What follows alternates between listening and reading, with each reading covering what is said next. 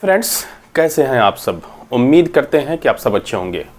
एक बार फिर से हम आप लोगों के बीच हाजिर हो चुके हैं इक्वेशन से रिलेटेड टॉपिक लेकर के।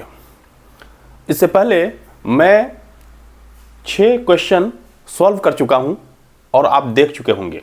बाकी जो क्वेश्चन बचे हुए हैं मैं आज सॉल्व करने जा रहा हूं और बड़ी बेसिक से आप लोगों को समझाऊंगा और उम्मीद है कि किसी तरह के डाउट नहीं रह पाएंगे। अगर डाउट रहता है तो कमेंट बॉक्स में भर भर करके अपने डाउट पूछिए, जरूर इसका मैं जवाब दूंगा। तो चलिए 7 नंबर सवाल है। 2.4 is equal to x/2.5 - 1 is equal to पूछ रहा कि x का वैल्यू क्या होगा। तो समीकरण का हल बताना है। ये क्लास 8 है और एक्सरसाइज 2.1 है। तो इसको करने के लिए सबसे पहले हमने बताया था कि अल्फ़ाबेट को एक तरफ कर लेंगे। किसको? अल्फ़ाबेट को एक तरफ करेंगे और डिजिट को एक तरफ कर लेंगे। तो यहाँ पर देखिए डिजिट 2.4 है, 2.5 है। अल्फ़ाबेट वाले जो है क्या है x/2.5। एक काम हम कर सकते हैं, ये हो जाएगा 2.4 और ये माइनस में है। जब इसको लेफ्ट साइड में लाएंगे तो ये हो जाएगा प्लस में, +1 इज इक्वल टू x/2.5 हो जाएगा। अब देखिए इसको हम ऐड कर लेते हैं तो ये हो जाएगा 2 + 1 यानी 3.4। कितना हो जाएगा? 3.4 इज इक्वल टू x/2.5 2.5। अब हम क्या करेंगे, इसके लिए हमने एक चीज़ बताया था कि जब भी कोई नंबर हो और इस रूप में दिया हुआ a/b बराबर c/d, a/b बराबर c/d, तो इक्वेशन का रूल ये कहता है कि इसको क्रॉस मल्टीप्लाई यानी कैंची गुना करिए और इसका सॉल्यूशन आपको मिल जाएगा। यानी a गुना d इज इक्वल टू लिखा जा सकता है b गुना c, b गुना c। तो उसी पैटर्न पे आप इसको लिख सकते हैं। नहीं कुछ दिया हुआ है, इसका मतलब 1 नीचे छुपा रहता है, 1 छुपा रहता है। x को 1 से मल्टीप्लाई कर दीजिए तो ये हो जाएगा x × 1 इज इक्वल टू 2.5 और ये जो है 3.4 से मल्टीप्लाई होंगे। कितने से? 3.4 से मल्टीप्लाई। अब बताइए x से 1 में गुना करेंगे जाएगा तो हो जाएगा x और इससे मल्टीप्लाई कर दीजिए 2.5 से 3.4 में। तो क्या करेंगे, ये 25 है, 25 से 4 में कर दीजिएगा, 25 चौका 100 के 25 चौका 100 का 0 और हाथ में हो जाएंगे 10। फिर 25 × 75 और 10 उसमें ऐड कर दीजिए। कितना हो जाएगा? ये हो जाएगा 85। फिर से करिए, 25 चौका 100 के 0 हाथ में 10 और 25 × 75 10 85। 2 डिसमल पहले जो है दशमलव पड़ेगा यानी एक यहाँ पे एक यहाँ पे 2 यानी ये हो जाएगा 8.50 यानी 8.5 इसका करेक्ट आंसर हो जाएगा। इस तरह से आसानी के साथ आप सॉल्व कर सकते हैं इस तरह के सवालों को।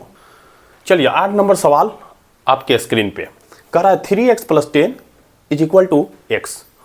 तो find the value of x, x का मान बताना है और वही वेरिएबल और नॉन वेरिएबल को पहचानना है। तो सबसे पहले जहाँ जहाँ अल्फ़ाबेट हो ये से लेकर के जेड तक जो लेटर होंगे उसको एक साइड कर लेंगे और जितने डिजिट होंगे उसको एक साइड कर लेंगे। तो क्या करेंगे, यहाँ पे ये है 3x। क्या है? 3x यानी अल्फ़ाबेट इसके साथ लगा हुआ है और ये प्लस में है तो इस साइड जब लाएंगे तो ये हो जाएगा -x। ठीक है, ये +10 है, लेफ्ट साइड में है, हम ले गए राइट साइड में, ये हो जाएगा -10। कितने हो जाएंगे? -10। क्लियर? चलिए ये 3x में से जो है x घट जाएगा तो ये हो जाएगा 2x। क्या हो जाएगा? 2x is equal to -10। क्या लिखा जाएगा? -10। अब बताइए ये 2 × x है, मल्टीप्लाई है, जब उस एरिया में जाएगा तो क्या होगा? डिवाइड हो जाएगा। यहाँ पे है मल्टीप्लाई, क्या होगा? 2 × x लिखा हुआ है, इसका मतलब है 2 × x इज इक्वल टू -10। तो जब गुना में रहता है तो भाग लग जाता है, ये बात पहले मैं बता चुका हूँ। इसीलिए x इज इक्वल टू -10/2। क्या करेंगे? ये 2 जाकर डिवाइड हो गया। ठीक है, अब 2 × 2 और 2 × 5 10 यानी -5 is the correct answer of this question. Okay, चलिए नेक्स्ट सवाल आपके स्क्रीन पे कह रहा है 2 × x + 11/4 इज इक्वल टू 13। आपको बताना है x का वैल्यू। ठीक है, तो इसके लिए हम क्या करेंगे, देखिए एक चीज़ समझिए ज़रा। यहाँ पे कोस्ट का मतलब मल्टीप्लाई होता है तो इसको लिखा जा सकता है 2 × x + 11/4। कोई डाउट? बराबर 13 दिया हुआ है। अब देखिए यहाँ पे मल्टीप्लाई है, अब इसको हम ले करके उस साइड जब लेके जाएंगे राइट साइड में तो ये हो जाएगा डिवाइड। क्या हो जाएगा? डिवाइड। यानी हम इसको अब ऐसे लिख सकते हैं x plus 11/4 is equal to 13/2। क्या लिखेंगे? 13/2। ठीक है। अब ये जो है x प्लस 14 है, ये 13/2 है, डिजिट को एक तरफ करना है। अब 11/4 को हम राइट साइड में लेके जाएंगे तो ये प्लस में है तो माइनस हो जाएगा। यानी हम लिख सकते हैं x इज इक्वल टू 13/2 और माइनस 11/4। अब क्या करेंगे? इसीलिए x इज इक्वल टू, अब इसको हम क्या कर लेते हैं? एलसीएम लेते हैं। 2 और 4 का एलसीएम ले लीजिए, 4 आ जाएगा। 4 में डिवाइड कीजिए 2 से, 2 से 2 दूना 4, 13 दूना 26, तो यहाँ हो जाएंगे 26 और माइनस 4 एक नम 4 तो यहाँ पर हो जाएगा 11। अब बताइए जरा, अब बताइए क्या होगा? ये 26 में से 11 अगर घटेगा तो कितना बचेगा? 15 बचेगा ना जी। तो यहाँ पे हो जाएगा 15। कितना होगा? 15/4। अब इसको आप दिल करें तो पूर्णांक में तोड़ दीजिए, है ना। अब हम तोड़ देते हैं तो 4 3 12, 3 बच जाएगा और नीचे 4 है तो 4, 4 3 12, 3 15, 15/4 is the correct answer. Question number 10 आपके स्क्रीन पे सवाल है कि x/3 plus cost -14/3 is equal to 3/7। तो find the value of x। x का मान निकालना है। इसके लिए हमको क्या करना पड़ेगा? तो सबसे पहला जो काम है, हम जो है 2 ही काम करेंगे पहले। क्या? तो पहले डिजिट वालों को एक साइड लेके जाएंगे और दूसरा जो काम है अल्फ़ाबेटिकल टर्म को एक तरफ रखेंगे। तो यहाँ अल्फ़ाबेट कौन सा है बताइए जरा। ये x/3 है तो x/3, ये प्लस और माइनस मल्टीप्लाई हो जाएगा तो ये हो जाएगा माइनस, ये हो जाएगा 14/3। कितना हो जाएगा? 14/3। कोष्ट खत्म हो गया और इसको लिखेंगे 3/7 है तो 3/7। कोई डाउट नहीं। चलिए नेक्स्ट काम कर लेते हैं। ये हो जाएगा x/3 क्योंकि ये है अल्फ़ाबेटिकल टर्म, इसको रख लेंगे। और ये है डिजिट वाले टर्म, इसको आप राइट साइड में लेकर जाएंगे। अब होगा क्या कि ये 3/7 और ये है माइनस तो इधर जाएगा हो जाएगा क्या? प्लस। और ये 14/3 है तो 14/3 अब ये हो गया प्लस में। कोई डाउट नहीं होनी चाहिए। चलिए अब इसको लिखेंगे x/3 और इसको कर लेते हैं हम क्या?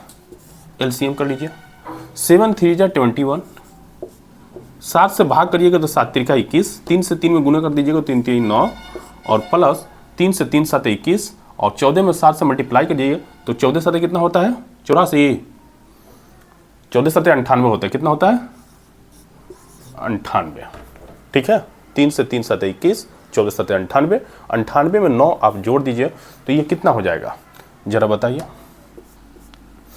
तो 9 8 8 16 117 107 बटा कितना? 21। अब बताइए जरा, ये इतना है। जब इस तरह के सिचुएशन आ गए फिर बटा पे आ गए दोनों, तो इसको कर दीजिए क्रॉस मल्टीप्लाई। इसका अंश है ना, इसके नोमिनेटर को उसके डिनोमिनेटर से और इसके नोमिनेटर को उसके डिनोमिनेटर से मल्टीप्लाई करेंगे। यानी इसका अंश उसके हर से और इसके हर उसके अंश से, इस तरह से मल्टीप्लाई किया जाता है। अब बताइए हम कर देंगे किस तरह से? तो 21 into x is equal to 107 into ये 3 मल्टीप्लाई हो जाएगा। ठीक। अब हम क्या करेंगे? नेक्स्ट टर्म हमको x का वैल्यू चाहिए, इसीलिए x इज इक्वल टू क्या करेंगे? 107 इंटू 3 और बाई ये 21। कितना हो जाएगा? 21। 3 1 जा 3 और 3 7 जा 21। ठीक है, इतना तो हो गया। अब 7 से डिवाइड करके देख लीजिए, कटने वाला है क्या? 7 1 जा 7, 3 37 नहीं हो पाएगा। इसको हम लिख सकते हैं 107/7। ठीक है। अब उसको हम पूर्णांक तोड़ लेते हैं। क्या होगा?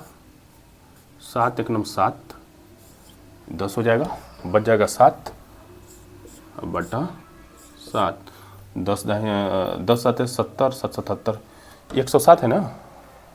तो 7 1 7, सॉरी यहाँ पे क्या होगा? 7 1 7 बच गया 3, 3 7 37 37 हो जाएगा, गलती हो गई।